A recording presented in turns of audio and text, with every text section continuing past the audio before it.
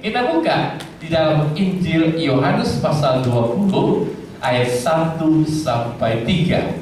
Yohanes pasal 20 ayat 1 sampai 3. Ya, tolong dibaca di Yohanes 20 ayat 1 sampai 3. Kebangkitan Yesus. Pada hari pertama minggu itu, pagi-pagi benar ketika hari masih gelap, pergilah Maria Magdalena ke kubur itu, dan ia melihat bahwa batu telah diambil dari kubur. Ia berlari-lari mendapatkan Simon Petrus dan murid yang lain yang dikasihi Yesus, dan berkata kepada mereka, "Tuhan telah diambil orang dari kuburnya, dan kami tidak tahu di mana dia diletakkan." Maka berangkatlah Petrus dan murid yang lain itu ke kubur. Amin. Amin. Boleh saya tanya, siapa saudara yang pernah ke kuburan? Ada semua ya cembeng itu sudah ke kuburan, tapi anak Tuhan ke kuburan bukan buat sembahyang Bapak Ibu. Kalau yang buat sembahyang itu cengbengan. Anak Tuhan kalau ke kubur mungkin kuburannya sudah lama nggak dirawat, rumputnya sudah tinggi, sampai tetangga tanya ini orangnya pada di mana, nggak tahu diri aman, orang tuanya sudah nggak ada, kuburannya nggak diperhatikan. Ya, jadi kita ke kuburan bukan untuk sembahyang, tapi sekali-sekali nggak mesti cembeng, nggak mesti pas cembengan, bukan. Ya, nah kuburan yang kita lihat di sini beda sama kubur Yesus. Ya, nggak sama. Kalau kubur di sini kan digali tanahnya, kemudian dimasukkan petinya. Ukurannya berapa Bapak dulu lubang yang lahannya? 2 kali 1, sama semua. Orang kaya, orang miskin, orang pangkat, orang rakyat jelata, ukurnya sama. 1 kali 2 gitu. Gak ada yang lebih. Memang di Bogor, Serbu, ada yang punya halaman, kuburnya ada halaman, ada garasinya lagi Bapak Ibu. Jadi mobil bisa masuk, saking luasnya. Tapi kalau Jakarta nggak bisa, mahal tamannya. Ya, per meter berapa duit? Ya, apalagi itu di Karawang, Sandiago Hill. Wah, luar biasa, lebih mahal daripada rumah buat orang hidup. Wah, itu kuburan sekarang mahal. Nah, kubur Yesus bagaimana? Saya juga saudara ngerti kisah ini. Bukanlah cerita dongeng, kisah yang terjadi, kisah nyata. Ya, kubur Yesus itu bagaimana? Kita lihat gambarnya. Tolong lihat. Nah, di kubur Yesus sudah kosong. Jadi Maria Magdalena dan Maria yang lain ke kubur itu pagi-pagi benar. Loh, batu itu yang penutupnya sudah diguling oleh malaikat. Loh, kosong. Saudara, kalau bayangkan kalau sudah ke kuburan, terus kuburannya kosong, kebongkar orang, gimana Bapak Ibu? Zaman dulu Bapak Ibu, zaman mama saya masih hidup, orang kalau dikubur tuh banyak bawa harta, emas-emasnya, itu dicolong, gitu, ya. Tapi Yesus nggak begitu. Kuburnya bukannya digali, tapi dalam bukit, kayak ada lorongnya, goa. Jadi ada goanya. Coba putar lagi, ya. Goa, nah tuh, ya. Ada lubang di bukit, dimasukkan ke dalam. Orang bisa masuk ke dalam. Kuburis bisa masuk. Kalau kita kan nggak bisa masuk ke bawah, Bapak Ibu. Itu kan di bawah. Ini di kaki bukit ada goa. Ditutup pakai meterai Bapak Ibu. Batu itu dimeterai, stempel. Nggak boleh orang buka. Siapa yang buka hukuman mati. Nah, kok bisa Yesus molos kayak kepompong? Yang keluar apa Bapak Ibu? Kubu-kubu. Kuburnya sudah kosong. Coba gambar yang lain lihat. Tuh, jelas Bapak Ibu. Itu kain kapannya tuh. Sudah rapi terlipat. Kalau dia dicuri orang, nggak ada kain kapannya. Nggak mungkin orang nyuri kain kapan. Waduh, emang gawe bahasa Ibraninya. Ya, jadi Yesus keluar dari kubur, kuburnya sudah kosong. Kain kafannya dilipat dulu. Tuhan Yesus rapi Bapak Ibu. Nah kita acak-acakan, acak-aduk. Rapi dilipat. Tuh. Menunjukkan dia itu sudah bagaimana? Bangkit. Sudah bangkit. Dia tidak ada di sini. Dia tidak ada di sini lagi. Sudah kosong. Terus lagi. Ada lagi? Ada udah? Masih ada. Nah ini Maria Magdalena ketemu, tapi Maria Magdalena gak kenal. Dikiranya itu penjaga kuburan, kuncen. Dikiranya penjaga kuburan, penjaga taman itu. Ya, di mana Yesus? Tadi kita baca Maria Magdalena lari pas lihat kuburnya kosong, lari kepada Simon sama Simon, bukan ibu Simon, Simon, Yohanes, kuburnya sudah kosong, kosong melompong.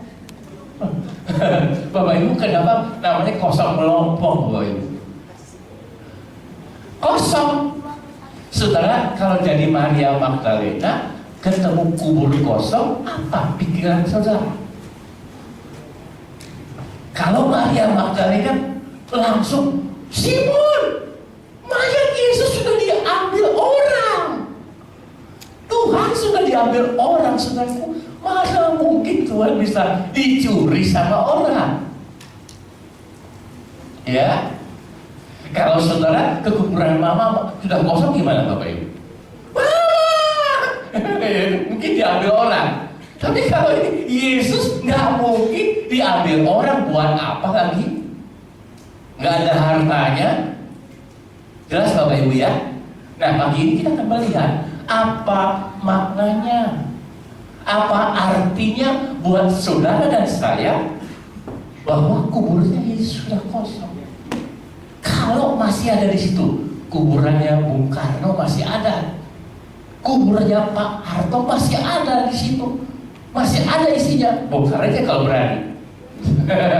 Masih ada, tapi kuburnya itu sudah kosong. Saudara senang atau sedih kubur Yesus kosong?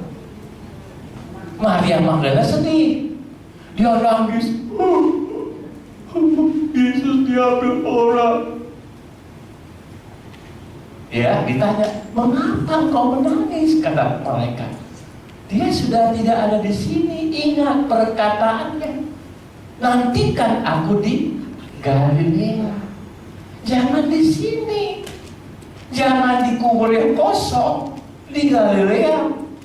Ketemukan aku di sana. Tuh. Saudaraku, saya akan menunjukkan kepada saudara apa artinya kubur Yesus sudah kosong. Mungkin saudara ada yang bisa jawab apa artinya buat kita sekarang ini, bukan buat mereka mah udah lewat. Buat kita yang saat ini masih hidup, apa maknanya? Jadi kalau orang tanya kepada saudara, kubur Yesus sudah kosong, terus apa maksud lo? Ya, apa artinya buat saudara?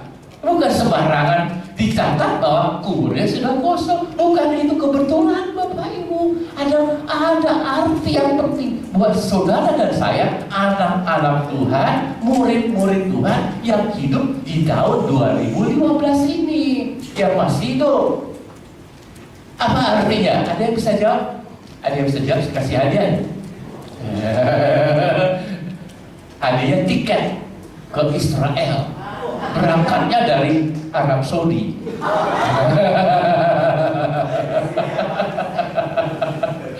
Tahu dibaca di ayat berikutnya nih. Yohanes 11 ayat 25. Yohanes 11 ayat 25. Jawab Yesus, akulah kebangkitan dan hidup. Barang siapa percaya kepadaku, ia akan hidup walaupun ia sudah mati. Amin. Amin. Apa kata Tuhan Yesus? Akulah kebangkitan dan hidup. Barang siapa percaya kepadaku, ia akan hidup walaupun ia sudah mati. Bapak Ibu saudaraku, Kami sering ke makam, acara pemakaman. Biasanya di batu nisan itu ada tulisan ayatnya. Saudara masih ingat apa tulisan ayat di nisan orang tua saudara yang sudah meninggal? Apa tulisan? Tanggal lahir, apalagi nama orang tuanya, lahir pakai bintang. Kalau nama kita salib, Bapak Ibu, karena gitu, bintang lahir. Kalau tanda salib mati tanggal berapa. Tapi ada ayatnya juga dituliskan di bawah. Tulisannya apa? Ada yang ini. Salah satu ayat itu ditulis Yohanes 11 ayat 25. Barang siapa percaya kepadaku, ia akan hidup walaupun ia sudah mati, sebab dia akan dibangkitkan. Kita percaya kebangkitan orang mati, Bapak Ibu. Kita percaya satu kali kelak orang yang sudah dipanggil Tuhan lebih dahulu akan dibangkitkan. Kita ketemu lagi sama Mak Co, sama Kong Co, sama Mbah Buyut, ketemu lagi. Tapi ketemunya nggak pewat begitu, Bapak Ibu. Cakep, ganteng, lebih dari cakepnya pangeran, dari cakepnya ratu, mulia seperti Yesus. Waktu dia bangkit dari kubur, mulia, bercahaya. Sampai silau, men. Gitu. Nggak lagi peot, nggak lagi hidupnya pesek, gembrot, enggak. Tapi langsing. Soalnya nggak percaya, nanti kalau ketemu, ingetin perkataan saya. Kita ketemu nanti, wah, Bapak cuma cakep semua, tidak ada yang pendek, tidak ada yang cuangi, tidak ada yang gembrot, ada yang keren, enggak. Semuanya ideal, pantas gitu. Itu tubuh yang mulia. Amin. Jadi Yesus mengatakan, akulah kebangkitan dan hidup. Tuh. Artinya dia punya kuasa kebangkitan. Dia akan membangkitkan orang mati. Nah sekarang Yesus sudah bangkit. Artinya buat kita adalah kita pun kelak nanti satu saat ketika kita meninggal, dimakamkan, nanti kelak kita juga dibangkitkan. Namun Bapak Ibu, hari ini ada yang dibaptis. Namanya Bapak Isya. Pakai Itya ya, Pak Itya. Selamat ya. Nah, kalau dibaptis itu Bapak Ibu tuh lambang, dimasukkan dalam kolam air, dikubur dalam kubur air, dalam kematian Kristus, dibangkitkan dalam kuasa kebangkitan Kristus. Itu lambangnya. Pak Itya harus ngerti. Setawa pimpai lah ya, cetau lah. Kalaupun cetau ya, kalaupun cetau belum diboleh dibaptis, harus cetau lah. Udah dibaptis, masuk dalam kubur air, bangkit. Itu Yesus bangkit, Bapak Ibu. Yesus sudah bangkit, makanya kuburnya kosong. Kalau dia masih di situ, dia tetap mati. Bukan Yesus sama kayak kita juga. Dia manusia sama kayak kita juga. Dia mati itu semua, dia aja mati. Tapi karena dia anak Allah, dia adalah kuasa, dia adalah kebangkitan dan hidup. Dia bangkit. Sebenarnya kalau kita punya juru selamat bangkit, kita juga nanti dibangkitkan. Jadi kalau ada yang meninggal, jangan sedih terus sampai matanya bengkak begitu, berjedut gitu, Bapak Ibu. Sudahlah. Malah kalau kita tahu, Bapak Ibu, dia kembali ke rumah Bapa, kita harus sukacita.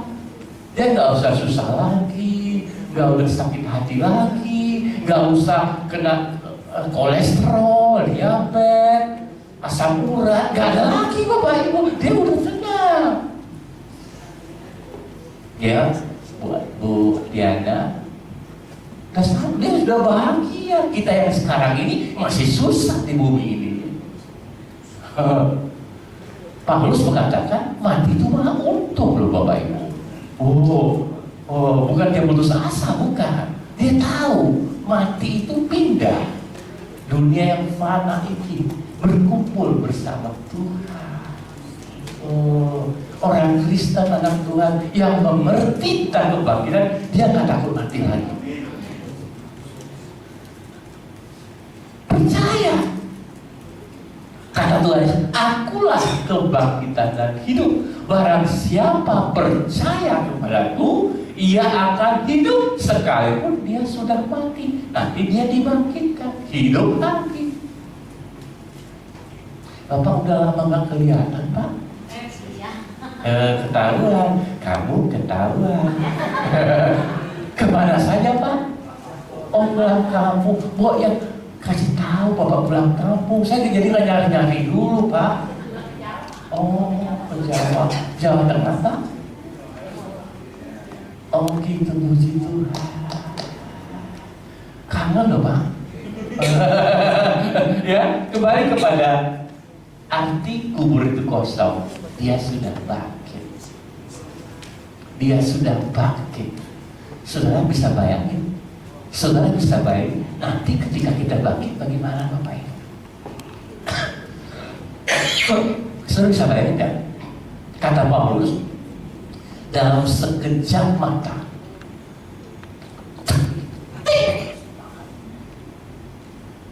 tubuhnya nggak begini lagi, ya, nggak dibatasi sama tembok, dinding, pintu terkunci, bisa bos. Tubuhnya super, bukan super lagi, kelas super lebih hebat lagi dari super. Bukan Superman, Bapak Superman kurang, ini malah lebih bagus. Ya, kalau anak Tuhan sudah dibangkit lain Bapak Ibu. Jadi Bapak Ibu bisa bayangin pada waktu mau ke New York, sampai ke New York, langsung luar biasa, nggak usah pakai Lion Air. Jangan LS, nanti tenggelam. Ya, kita lanjut. Kalau dibaca ayat berikutnya dahulu nih. Yunus 2 ayat 10. Ya. Yunus 2 ayat 10. Lalu berfirmanlah Tuhan kepada ikan itu, dan ikan itu pun memuntahkan Yunus ke darat. Amin. Siapa yang tahu tentang kisah Yunus? Simon, berapa hari Yunus dalam perut ikan? Berapa hari? 3 malam aku mencarimu. Wah, itu lagu zaman bahala Bapak Ibu. Yunus dicari 3 malam gak ketemu. Dia ada di mana Bapak Ibu? Di dalam perut ikan. Ikan besar, dan disebut ikan paus, Pak. Dibilang ikan besar aja. Ya, mungkin sejenis ikan paus. Ikan paus biru gede Bapak Ibu, kapal bisa masuk. Hebat, ikannya semakin besar ya. Sering ditemukan ada bekas perahu besar masuk ke perut ikan. Ikan jadi belek, ada perahu. Bisa, ikan besar. Ini ikan spesial Yunus. Ikan Yunus. Jadi cuma Yunus yang bisa yang masuk ke dalam situ. Dan saudaraku, kata Tuhan Yesus, seperti Yunus dalam perut ikan 3 hari 3 malam, demikian juga anak manusia dalam perut bumi. Jadi Yunus itu benar, bukan dongeng loh Bapak Ibu.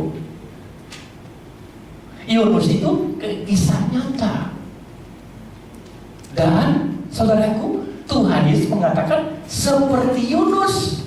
Jadi dia menyamakan dirinya seperti Yunus pada waktu berada dalam perut ikan, dalam kubur. Saudara bisa bayangkan, bisa nggak Yunus keluar dari perut ikan sendiri? Bisa lewat mana? Pintunya cuma satu, mulut ikan.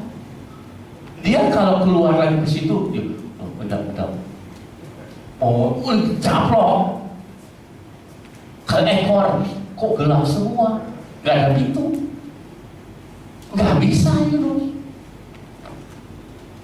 Jadi kebangkitan itu, ya kebangkitan luar biasa.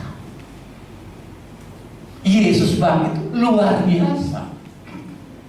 Nah, dikatakan bagaimana Yunus bisa keluar? Tuhan berfirman kepada ikan, ikan, muntahkan Yunus ke darat. Ikan itu nurut, Bapak Ibu. Sekarang kalau kalian firman Tuhan nurut nggak? Ke CFC enggak. Kalau Yunus mah nurut. Kalau ikan nurut. Yunus bandel. Pak Isyak suruh baptis nurut supaya selamat. Ikan taat. Anak Tuhan banyak yang tidak taat. Jadi anak Tuhan lebih apa? Saudara yang ngomongnya lebih apa daripada ikan? Bandel. Lebih bandel. Ikan nurut. Ya. Ayam itu juga nurut. Tuhan bilang, nanti ayam berkokok ya sebelum Paul Petrus nyangka berkokok ya. Ayamnya nurut. Bisa Bapak Ibu bisa. Jadi dari ayat ini kita melihat peristiwa kebangkitan itu sepertinya mustahil. Hanya Tuhan yang bisa lakukan.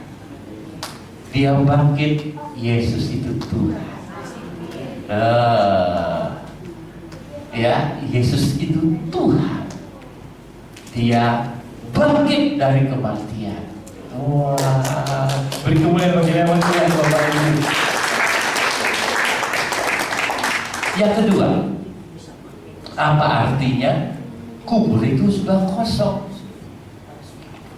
Ketika saya baca Alkitab, ketika saudara baca Alkitab, itu punya arti yang terus digali, Bapak Ibu. Jangan hanya baca, maka Yesus dikubur. Pada hari ketiga kubur itu sudah kosong. Oh, yang kosong ya sudah sebelum teri. Bukan loh, digali lagi. Apa sih maknanya? Kalau saudara baca Alkitab, jangan sekelewatan begitu aja, tapi direnungkan. Direnungkan siang dan malam, sehingga saudara berhasil dan beruntung. Mau tidak berhasil dan beruntung? Kalau baca Alkitab, jangan hanya kata pendeta baca Alkitab yang saya baca, tapi dinikmati, diresapi apa arti. Berapa lama saudara baca Alkitab setiap hari? Ini pada gak bawa Alkitab, nih kemana Bapak? Gak punya, Mayu, Wangci lah, Wangci, Buya Wangci, Buya Wangci nih. Bapak Ibu saudaraku, kalau bawa Alkitab itu ada bagusnya. Kenapa? Kenapa Bapak Ibu? Itu senjata. Bapak kalau nggak bawa Alkitab, nggak bawa senjata perang, ketembak duluan. Nggak percaya? Iya, bawa Alkitab. Iblis lihat saudara bawa Alkitab, kalau itu bawa senjata bahaya. Kabur dia, takut Bapak Ibu. Tapi, nah ini nggak bawa Alkitab. Nah ini makanan empuk kata si iblis. Hati-hati, waspada Bapak Ibu. Ya, betul Bapak Ibu, waspada. Firman itu senjata. Seperti pedang bermata dua, tajam, seperti pisau operasi, tajam Bapak Ibu. Saya heran Bapak Ibu, gimana sampai si Haki gak datang ya? Ya, pedunya dikeluarin pakai operasi, lubangnya kecil kan bisa. Wah, luar biasa, canggih sekali. Tapi firman Tuhan lebih canggih, sampai ke dalam sum-sum saudara tuh hebatnya, tajam. Makanya bawalah Alkitab. Kalau nggak punya, minjemlah, di sini ada di depan. Ya, jadi apa arti Tuhan di kubur Yesus kosong apa? Pertama apa Bapak Ibu? Dia sudah bangkit. Dia sudah bangkit.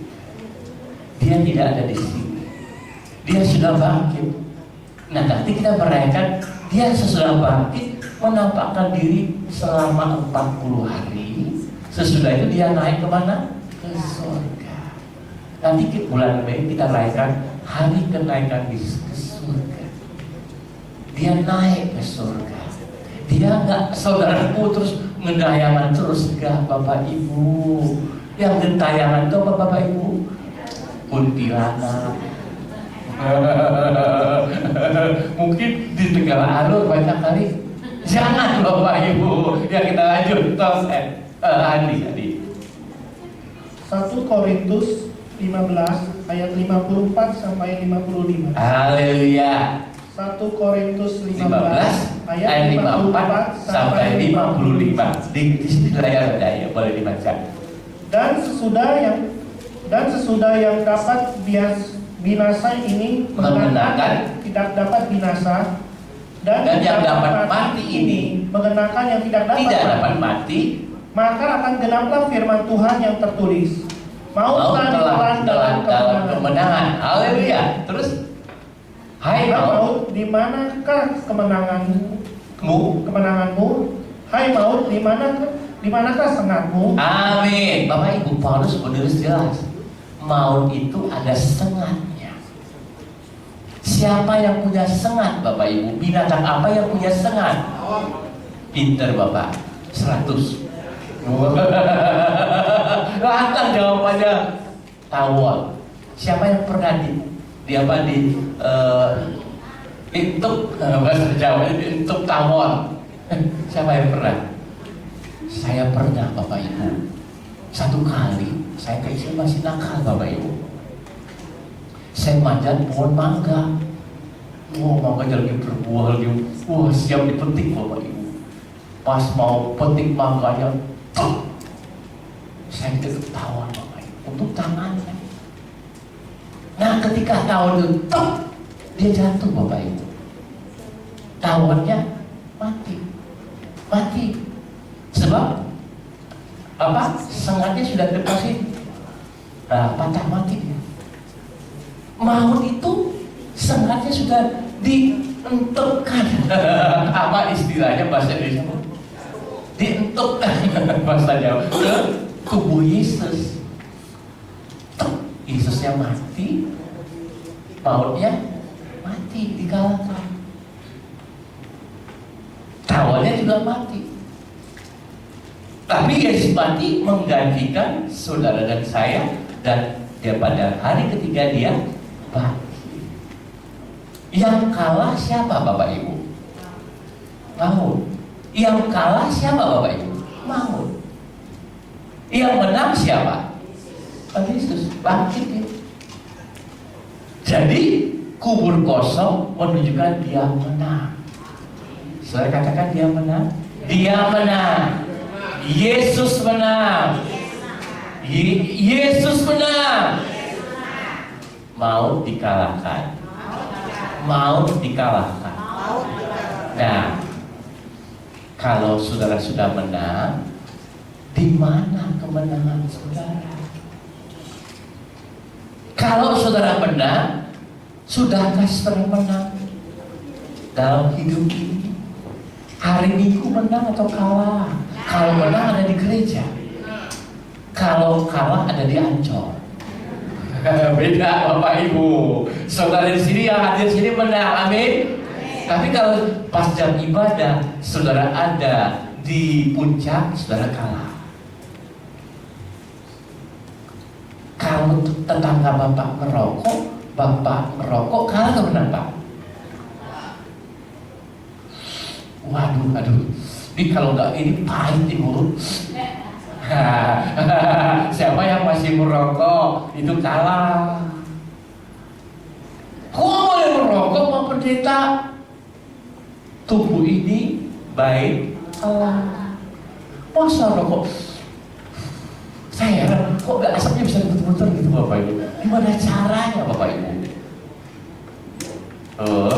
Siapa yang masih minum mabuk-mabukan?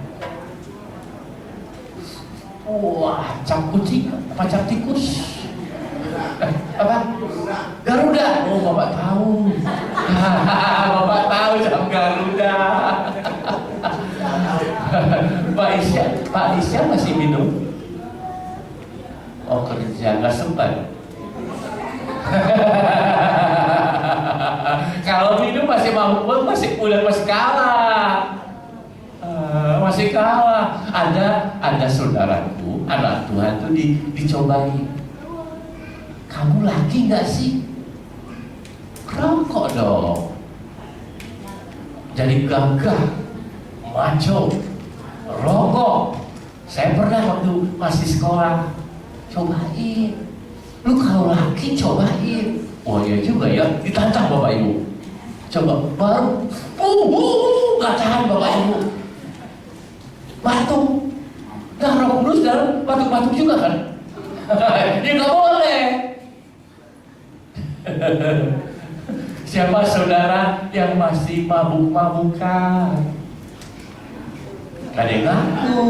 Di sini mah baik-baik semua. Gak tahu di rumah. Saya kan gak bisa ngawasi sampai ke rumah, Bapak Ibu. Tapi Tuhan tahu loh Bapak Ibu. Tuhan melihat. Saya gak lihat, Tuhan lihat loh Bapak Ibu. Nanti sudah dicewer. Masih orang tua kan gak mau anaknya susah kan Bapak Ibu. Masih malas, ini udah UN lagi UN, gak belajar juga, dicewer. Jeweran Tuhan, hati-hati loh Bapak Ibu. Makanya siang ini Yesus sudah menang atas maut. Maut saja dikalahkan, rokok yang bisa gak dikalahkan, itu kan kecil. Ada orang gak bisa lepas dari rokok karena dianggapnya rokok itu besar. Ada orang gak bisa lepas dari alkohol karena dianggapnya rokok itu minuman itu masalah besar. Kalau dia minum mati. Anggapannya begitu. Yesus sudah menang. Dan kemenangan itu untuk siapa sih Bapak Ibu? Untuk saudara dan saya. Siapa di sini yang mata keranjang? Bapak jangan yang lain loh. Kalau Bapak sendiri jangan bawa yang lain. Gak mau kita dibawa-bawa. Saya heran kenapa tuh ada istilah mata keranjang. Emang kayak apa sih? Oh sekarang bongsang, ganti mata bongsang. Emang kayak apa sih mata bongsang? Saya pernah lihat Bapak Ibu, ada kakek rambut sudah putih naik sepeda. Saya lihat itu, saya diperhatiin naik sepeda. Ada gadis lewat cakep Bapak Ibu, matanya begitu, nabrak juga. Wah syukur dah Bapak Ibu, mata keranjang. Bukan mata kita. Itu kalah tuh, kalah. Normal, tapi anak Tuhan lebih dari pemenang. Anak Tuhan luar biasa. Waktu lihat itu, lihat gadis itu, mata kita harus pakai apa? Kacamata kuda Bapak Ibu. Pandang saja Yesus. Pas lihat sesuatu Yesus, jadi nggak jadi tabrakan. Bahaya Bapak Ibu. Kita jadi lebih pemenang daripada pemenang, kata Rasul Petrus. Kita lebih dari tadi kan nyanyi. Kita lebih dari pemenang. Jangan saja di gereja, tapi dalam kehidupan sehari-hari. Ada dompet jatuh, pas diberkat Tuhan. Jangan Bapak Ibu, itu punya orang. Itu godaan. Kita harus cari enggak. Itu milik orang lain, kembalikan. Nanti yang punya digerakkan Tuhan, kasih balas jasa. Itu Bapak Ibu. godaan dunia ini banyak. Kemenangan itu bukan hanya di gereja Bapak Ibu, tapi dalam kehidupan kita sehari-hari. Mau maki, Bapa sorgawi, jangan babi, Bapa diganti. Bapa pegang tanganku. Jadi mau bilang babi, jadi Bapa pegang tanganku. Menang, itu menang, itu menang. Ibu-ibu pernah dikatakan babi gak sama sang suami? Anjing. Bahasa Jawa juga bagus, asu. Ya, kalau ibu-ibu dikatain begitu, anak Tuhan gak boleh balas. Anak Tuhan disuruh memberkati. Kalau soalnya dikatakan anjing, jawabnya bagaimana Bapak? Jangan disauti, jangan dibunyikan. Itu membukukan tuduhannya kepada saudara. Diam saja, bilang saja, anjing-anjing juga masih bagusan daripada elu. Lalu rame Bapak Ibu perang. Diam saja, doain aja Tuhan. Bagaimana? Oh, kamu buntutnya anjingnya sama kalau gitu. Ya sama, jangan mesti sautin. Tambah rame. Ya panjang urusannya. Lebih baik kita diam saja. Dalam hati Tuhan berkati dia Tuhan. Berkati dia Tuhan. Ampuni dia Tuhan. Dia nggak sadar. Dia ngatain anak Tuhan anjing. Ampuni dia Tuhan. Kalau kasih kena hukuman Bapak Ibu, ampuni dia. Bikin masakan yang lebih enak. Keenakan apa Tuhan. Pembalasan itu haknya Tuhan. Itu menang saudara. Kemarin hari Rabu ada kesaksian seorang suami yang punya utang banyak, habis-habisan mesin jahit istrinya dijual untuk bayar hutang. Istrinya marah nggak? Enggak, tuh kan anak Tuhan beda. Istri anak Tuhan mengampuni, biarlah dijual. Bahkan utang suami yang lain dilunasi oleh si istri. Kalau nggak punya, Tuhan doakan. Kalau nggak punya, bayarin. Kalau nggak punya, Tuhan buka jalan buat suami saya. Jangan dimarah-marahin ibu-ibu. Dia sudah susah, nggak bisa bayar utang. Ibu-ibu, elusi. Jawabannya jadi jangan omongan yang begitu. Elusi, jangan. Kita doa ya. Saya doakan supaya utangmu dilunasi. Tuhan buka jalan. Jangan mampus lu tuh kan. Mau bilang apa? Jangan Bapak Ibu. Itu mengutuk. Jangan. Itu saudara kalau begitu itu menang. Tapi kalau saudara kulitukin, saudara kalah. Kalau dia susah kan saudara juga yang susah. Saudara kan istrinya. Betul. Kalau suami kita ada persoalan, bukan kita menyalahkan, tapi menolong dia menyelesaikan. Itu menang Bapak Ibu. Jadi kemenangan itu bukan hanya mati bang itu, bukan itu saja. Sehari-hari itu loh. Sehari-hari hidup kita. Saudara setiap hari banyak menang atau banyak kalah? Oh sering Pak Pendeta itu sepak bola. Kalau kalah menang dalam kehidupan ini, kalah atau menang? Kalau saudara betul pegang firman Tuhan, kita lebih dari pemenang. Yesus bangkit, Yesus menang atas maut. Apa urusan saudara? Saudara juga menang bersama Yesus. Habakuk mengatakan begini Bapak. Tolong dibaca nih. Habakuk 3 ayat 17 sampai 18. Ibu kok nggak baca Alkitab? Ibu buka tuh di bawah, masa dipajang aja? Oh ya, buka tuh. Pasti dia nggak bisa ketemu Habakuk nih. Jadi dia bingung buka yang mana. Bantuin dong Syuk.